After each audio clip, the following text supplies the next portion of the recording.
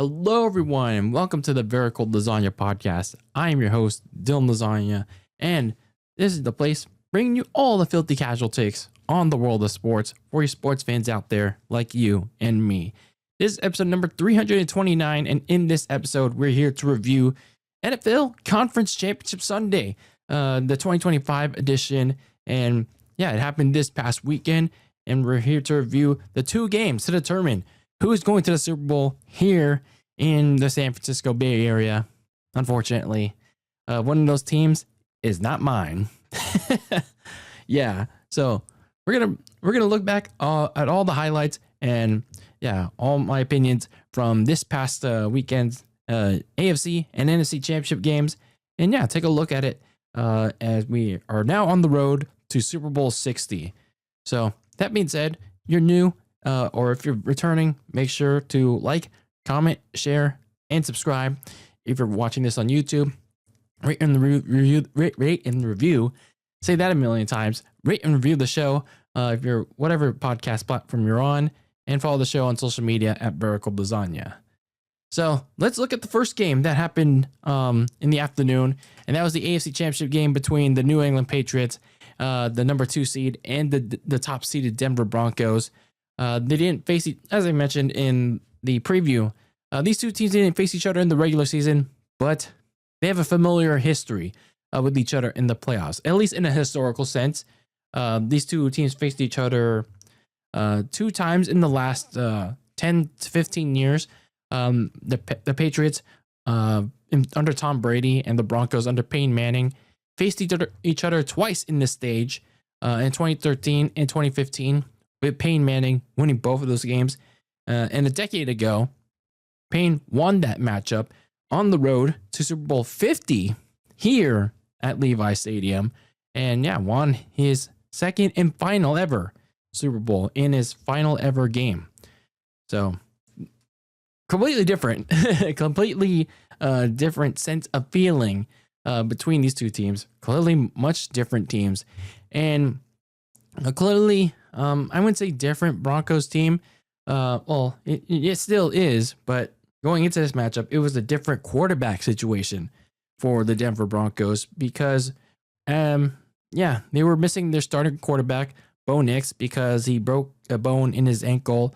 He had surgery on that right away, and he was not available for this game. So stepping in for him was his backup, Jarrett Stidham, who has a familiarity with the Patriots somewhat. And his last start, though, came back in 2022 or 2023.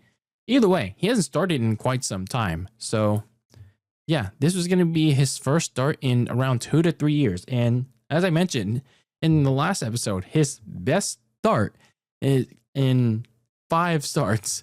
It came against my San Francisco 49ers all the way back in 2022 when he was a Las Vegas Raider.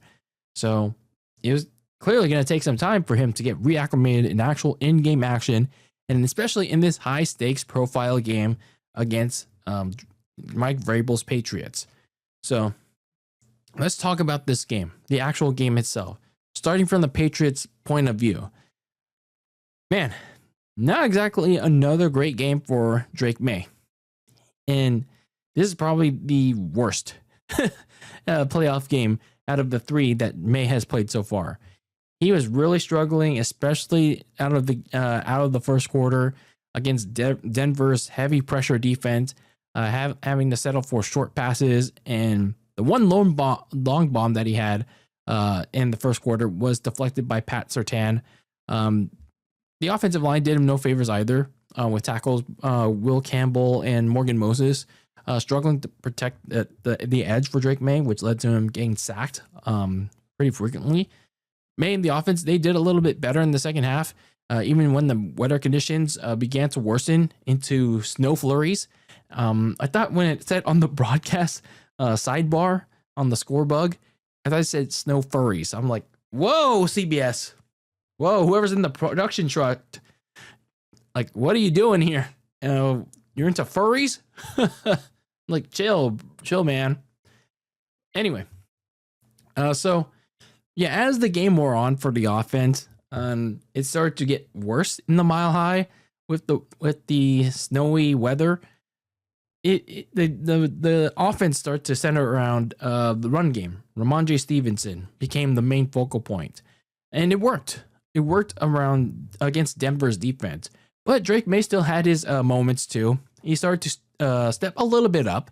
He mainly used his legs. He had a big scramble, and he had a long dot to Mac Hollins to set them up in field goal range, but it didn't lead up to points because field goals were very hard to come by in very windy conditions, and again, snowy conditions.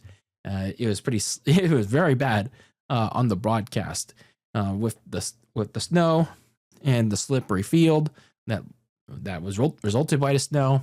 A lot of snow. When you look at this game defensively for the Patriots, initially they struggled in the defensive backfield against Jarrett Stidham's pass catching options, and then even Christian Gonzalez, he got burnt on a rainbow ball in Denver's second series, and that led to a touchdown from Stidham to Cortland Sutton. But that initially settled down. They initially settled down as Stidham, he pretty much faltered from there. But the players of the game for this Patriots team was their front seven, all of whom continue to play aggressive, continue to try and outplay this offensive line, this very good Broncos offensive line. And again, initially they couldn't get past that Broncos front five, but they stepped it up from the second quarter onwards. Two key plays for the Patriots team was a fourth down stop on Stidham, but May unfortunately in the offense got nothing out of it.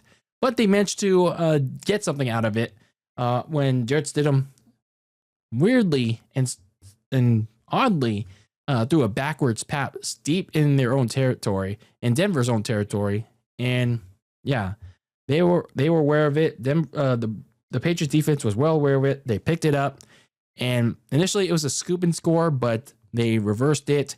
The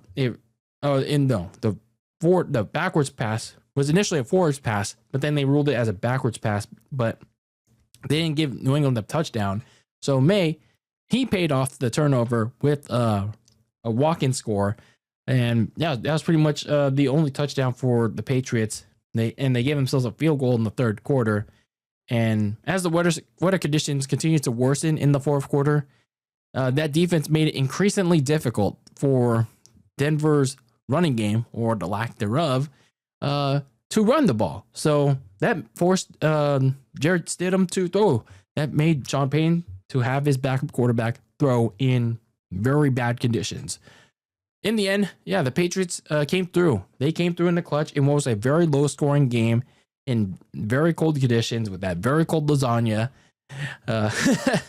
And yeah, in an opportunity to try and at least tie the game or win the game. Yeah, the Patriots came through in the clutch with Christian Gonzalez easily intercepting Stidham and Drake May converting the key and final third down to seal the team's AFC title and their first trip to the Super Bowl since their last win in the 2018 campaign. So when you look at this Patriots team and how they played, yeah, the defense really struggled against Stidham initially, but as mentioned, they locked down on him, and the offense, as the game wore on, the adjustment that they made throughout this game was going more face-to-face, man-to-man against the Jarrett Stidham's receivers, whether it's Marvin Mims, Cortland Sutton. They pretty much had the hammer down on all of Stidham's receivers, and yeah, Stidham couldn't really get anything going. Didn't really have much of a rhythm after the second series and onwards. Yeah, and they attacked the bad Denver running game, and also it would also help with the Patriots defense was as the weather conditions continued to fall down in the fourth quarter, was that the camouflage. They became pretty much a chameleon. The Patriots' entire team was a chameleon because they were wearing all white, and they became very hard to see in the very snowy conditions. So, yeah, that they used that to their great advantage. So, hey, like maybe wearing all white was a great idea for the Patriots. That said, though, Drake May and the offense, they got to play way better than they've had against all three of their opponents on the way to the Super Bowl. They played how many top 10 defenses? Well, all three of them were top 10 defenses. The Chargers, the Texans, and now Denver. All three of them were top 10 to top 15 defenses, and Drake May really struggled against them. It's kind of that thing where you play an easy schedule, the easiest schedule in the NFL. And again, Drake May has been a really good quarterback this whole season, regardless of who's on the schedule. But when it comes to nut busting time, when it comes to the playoffs, and you really struggle against these teams, it's not going to look good. The offensive line really struggled against these top 10 defensive fronts. They even made little time to throw to find his receivers. And Ramondre Stevenson or Travion Henderson, they can't go in the run game.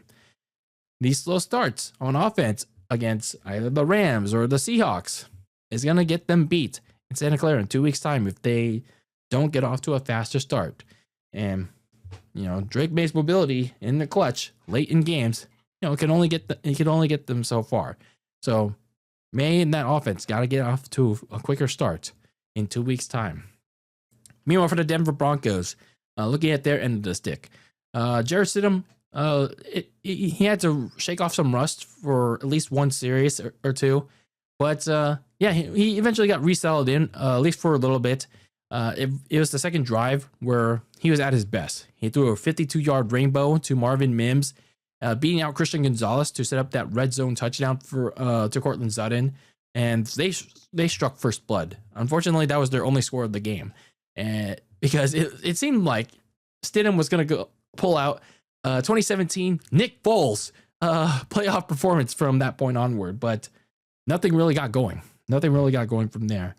Meanwhile, defensively, the defensive front, we were playing lights out on Drake May, holding him in his offense just 2 first downs in the first half, really outbeating his offensive line for 3 sacks in the first half alone. When your defense is playing that well in the first half, like even your backup quarterback, who again seemed primed to do really well in that game, you thought this Denver team was going to do well on their way to the Super Bowl. Unfortunately, 2 things undid them in the first half that made it closer than it needed to be, and eventually undid them as a whole in this loss. Sean Payne not going for a Will Lutz field goal in the red area with a couple minutes left to go in the first half, and elected to go for it on 4th and 1, and he paid for it. He paid for it with a failed 4th down that turned it over on downs, and I didn't get that decision. I didn't really get that decision at all. You got to take the points when you can. They're only down. It was, I believe it was 7-0 by that point. He could have took the points, go up 10-0. The Patriots offense was severely struggling against Denver's strong defense, but he elected to get too aggressive.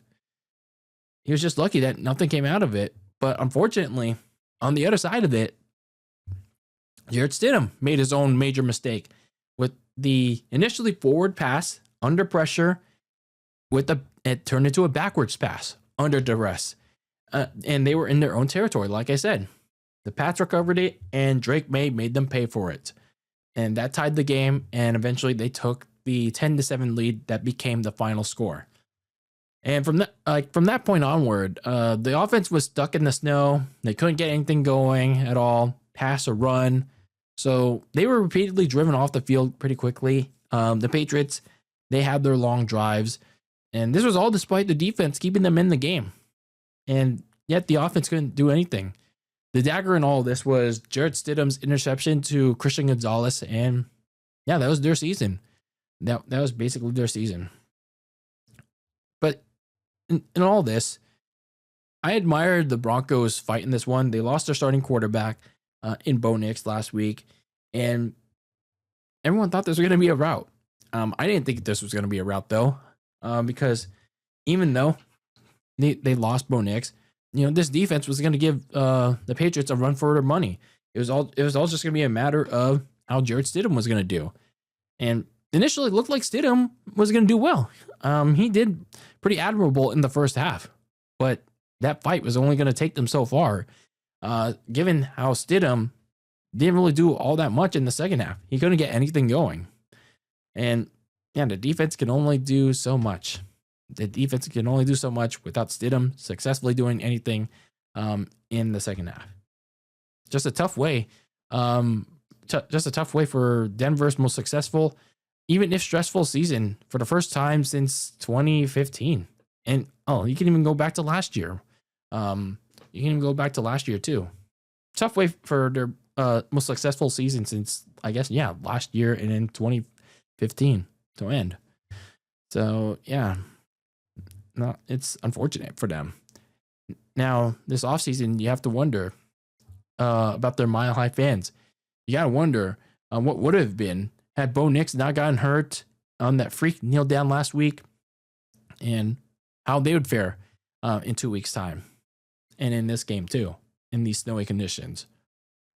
So for the Broncos, speaking of, now they head into their offseason. They're not going into Santa Clara. Now they have to look at some things this coming offseason. They enjoyed their best season in years, which included last year and 2015. But now they got to face some tough questions after falling one game short of a Super Bowl. And they got to do it. They got to face those tough questions with only $35 million to spend this free agency. They got a couple of key free agents like linebackers, Alex Singleton and Justin Strand. They're free agents, but they can only keep one of them. While top D lineman John Franklin Myers, he's also a key free agent who is going to command a lot of money. So with only $35 million to spend, unless you do restructuring, release some people, you can only keep one or maybe even two of them. And those three guys are key core pieces to that defense. So you got to pick and choose. Some things that they have to address this offseason is that running game. That still remains a major issue. RJ Harvey, he's a fine running back, but they need to find a game-changing one. And this running game was well apparent it's been well apparent all season, but in a national spotlight like the AFC Championship game, they couldn't do anything. Especially as the weather conditions worsened, and it was well apparent that they missed Bo Nix's mobility. So a lot of decisions to think about for Denver this offseason as the Patriots move on to Super Bowl 60. So now looking at the other conference championship game, and that is on the NFC side, as the 5-seeded LA Rams took on the Seattle Seahawks, the top seed, in a 3-match of their division series from the regular season. Both teams split the season series, and this was their third ever playoff meeting. The Rams won both games in the first round in 2004 and 2020. Yeah, that pandemic wild card game. But yeah, clearly things are much different. This is the 3-match to decide all the marbles in the NFC in this championship game. And the Rams, their backs was against the wall, while the Seahawks, they were the proverbial favorites. So yeah, this is a game for pretty much everything in the NFC to decide who goes into Santa Clara on their division rivals' turf.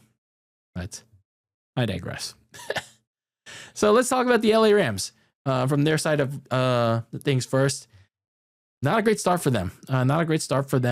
From the jump.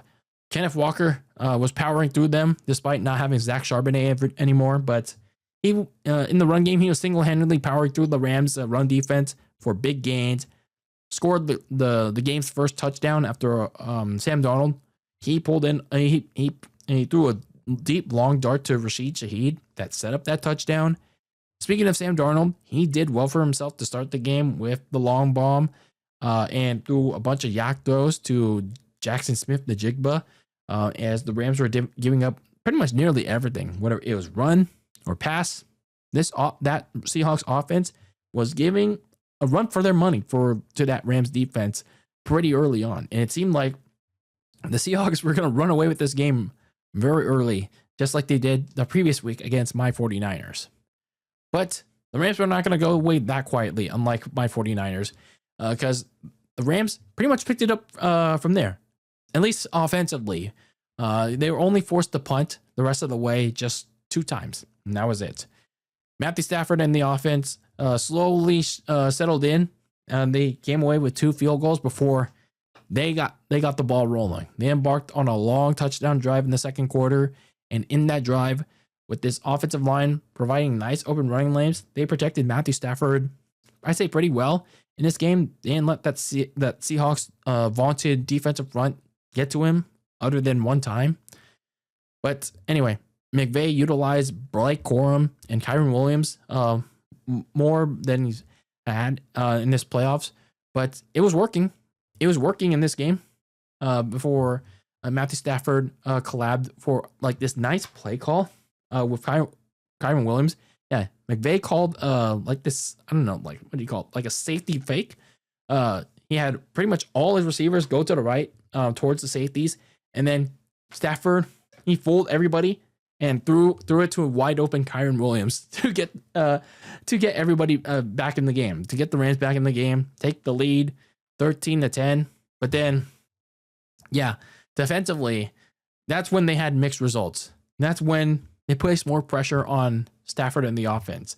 They limited the Hawks to a field goal after their second drive, and Brain Fisk sacked Darnold to force the punt on the next series to get the Rams into the position that they were to take that 13-10 lead.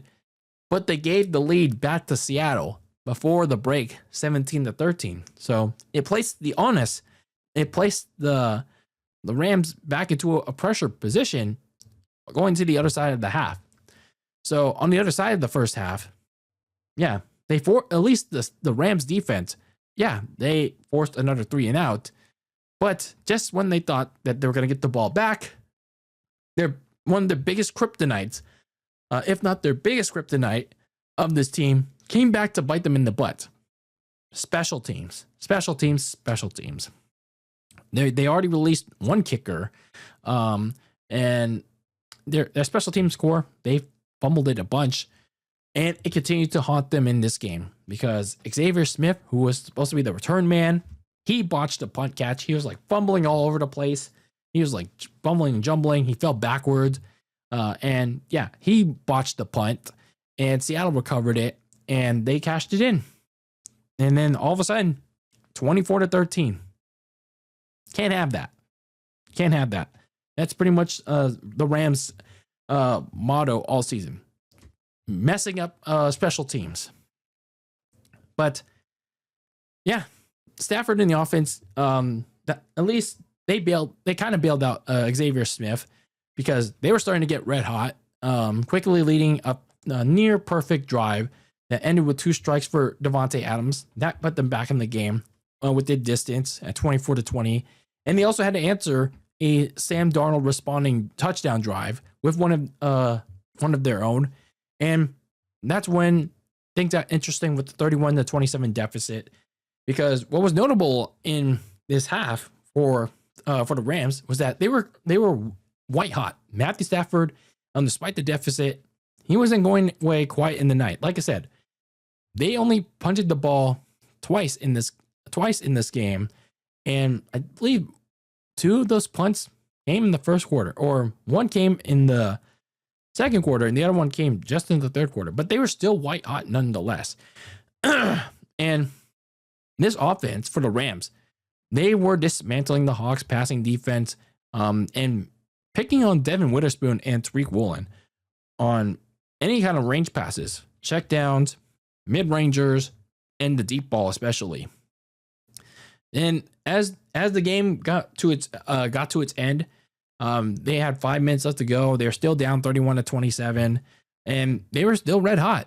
They were still pushing the field against Seattle's defense. But then they made the really bad call to go for it on 4th down. Like, if I did not like this decision by Sean McVay.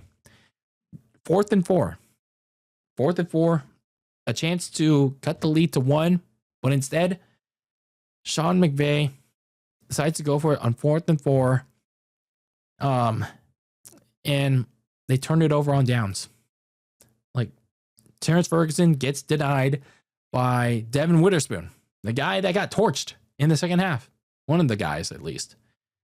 So, yeah, his defense drove Darnold and the offense off the field for one of their only series in the fourth quarter before that very long drive where they had the chance to take the lead or at least cut the lead to 1 point. Had they taken the field goal, and all McVay needed was his defense to get one final stop for as mixed as they were all game. But McVay got too aggressive, just like Sean Payton in the AFC title game, just early on. But McVay late, he got too greedy. So I would have preferred McVay to, get Harrison Mevis to kick the field goal and have his defense get that one final stop. And of course, that's not guaranteed, but had they gotten it, Matthew Stafford, red hot, get that one final drive to get into Harrison Mevis' field goal range to win that game. Instead, this lone decision cost his team the game and a trip to the Super Bowl. And it also ruined a great performance by his MVP quarterback. Not great. Not a great decision by McVay in this one. Meanwhile, for the Seattle Seahawks, in contrast to the Rams, they started off pretty good on both sides. Kenneth Walker the third, despite not having his running man anymore, he ran roughshod over the Rams' run defense, to which even the Rams' defensive front four they had trouble with because of the Seahawks' own offensive line. They were pretty good in this game, giving K9 open running lanes and protecting Sam Darnold. Speaking of Sam Darnold, he had one of his better games. He threw a big deep ball in one of his best deep balls in about a month or so to Shaheed that led to the first score. Defensively, they quickly forced the Rams offense off the field, and DeMarcus Lawrence got the only sack of the game on Stafford on a key third down to limit the Rams to their first points on a field goal. But after that, they cooled down in most of the second quarter and a little bit of the third, and that allowed the Rams to catch up. They caught up in that game with a nearly 8-minute drive. So yeah, they're pretty much on the field for nearly 8 minutes on defense. But Sam Darnold, he put off a pretty good hurry up drive with two deep bombs to his favorite receiver, Jackson Smith-Njigba, and then he threw the second one being a red zone lobber in the end zone to give them the halftime lead. So when you look at them on the other side of the half, Darnold in the offense, they again stalled. But after you have the botched punt from the Rams, and then Darnold got another touchdown, and they got themselves an extended lead, and they continued to catch fire, but they were starting to have serious problems on defense because Matthew Stafford in his offense, they were catching fire, and the defense, especially Tariq Woolen and Devin Witherspoon, they had no answers to stop them. They didn't have any answers to stop Devontae Adams and Puka Nacua in any kind of passes, whether it was, like I said, check downs, mid rangers, and especially the deep ball from Stafford. And just like with the Rams' decision to go for it on fourth down, and that costly mistake, there was a costly mistake of the Seahawks zone where I thought that was going to cost them the game. Mainly Tariq Woolen, he cost his team points because after the defense forced a punt, he decided to smack talk, which I thought was okay.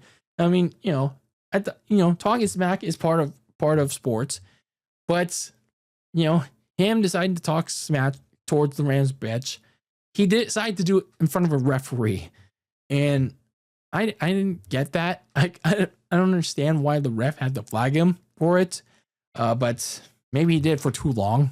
Maybe that was why. He talked too much. He talked too much shit, and he got flagged for taunting. And not only that, he was the guy that got burned by Nacua for that long bomb touchdown that got the Rams back in the game, 31-27, and had the Rams converted on the play that I'm going to talk about later in just a bit, Tariq Woolen would have been a dead man in Seattle. Everyone would have been on his ass.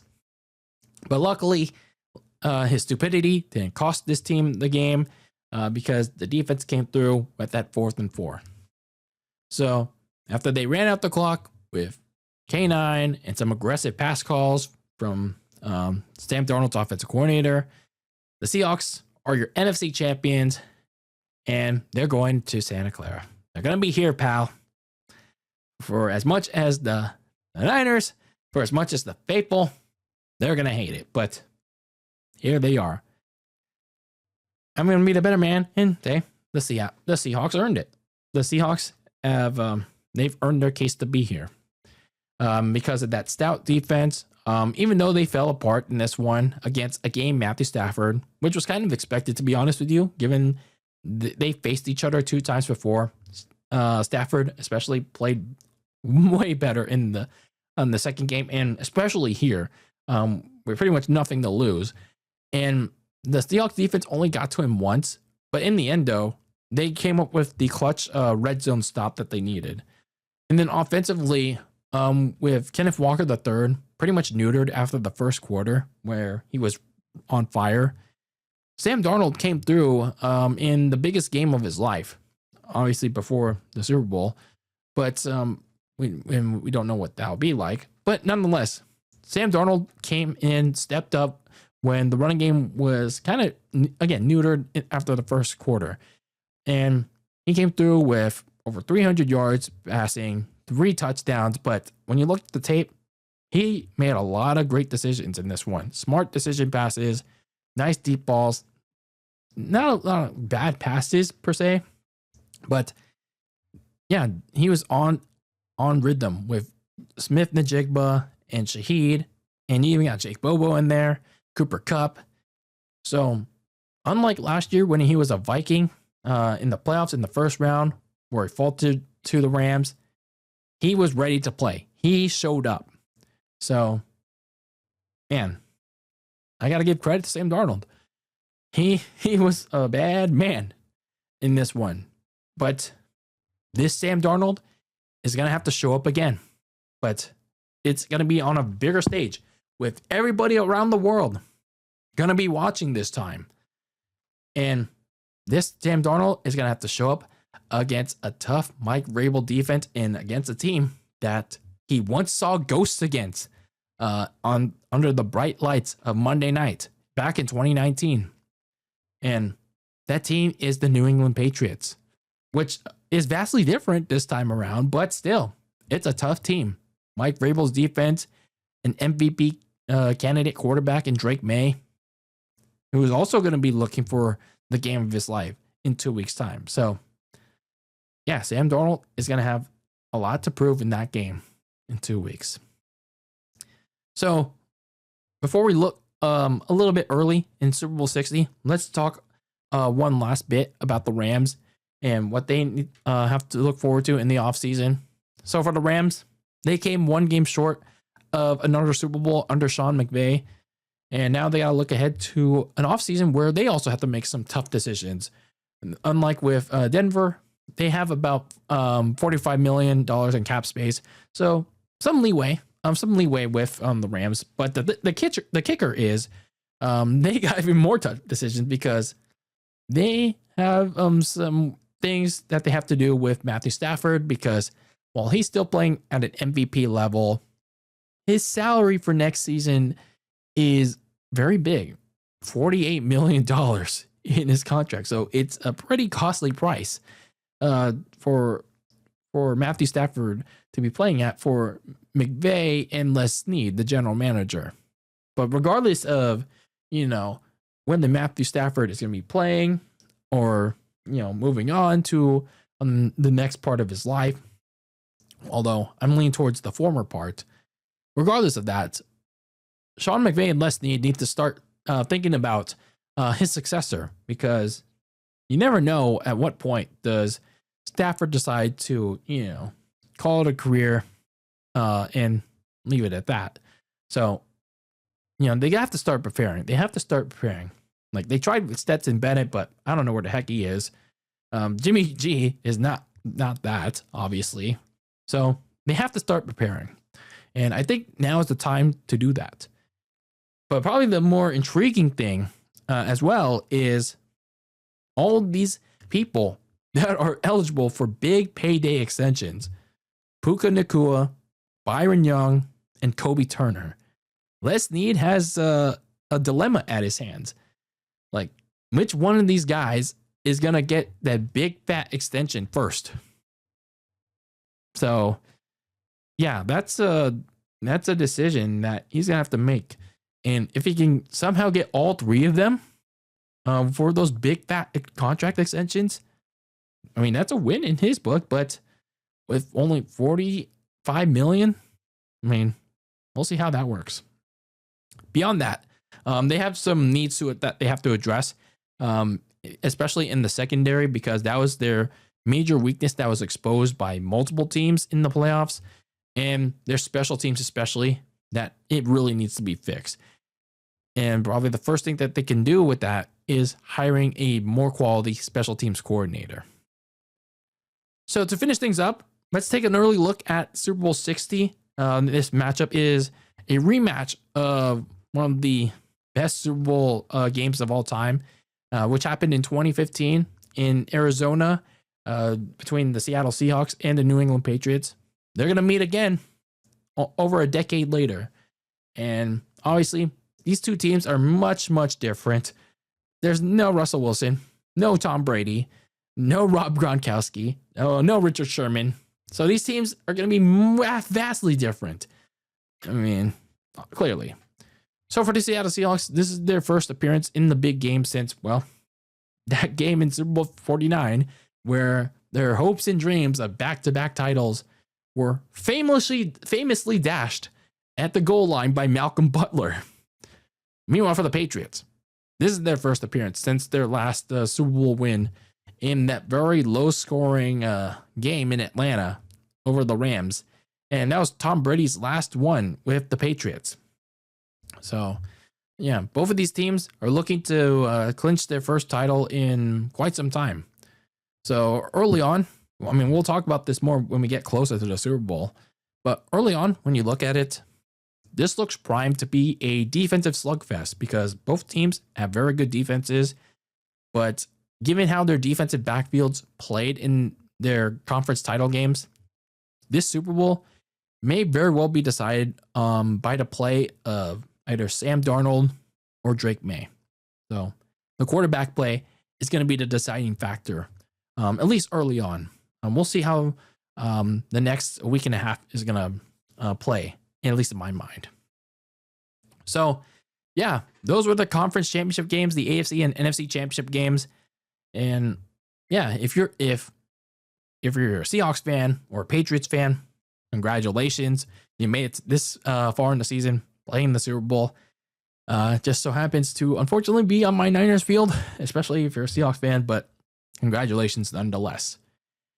But let me know your thoughts in the comments below if you're watching this on YouTube. And if you're listening to this on audio, on any podcast network that Very Cold Lasagna is available on, slide into the DMs on my socials at Very Cold Lasagna on Twitter and Instagram, and we can have a conversation wherever you are and share me your takes and opinions on the AFC and NFC championship games.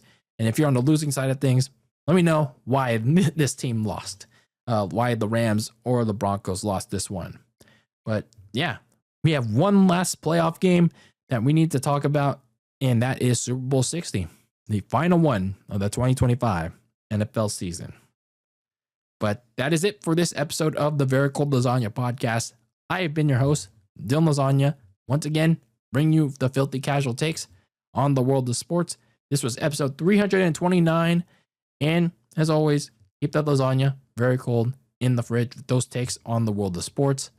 And until I see you, when I see you in the next one, peace out.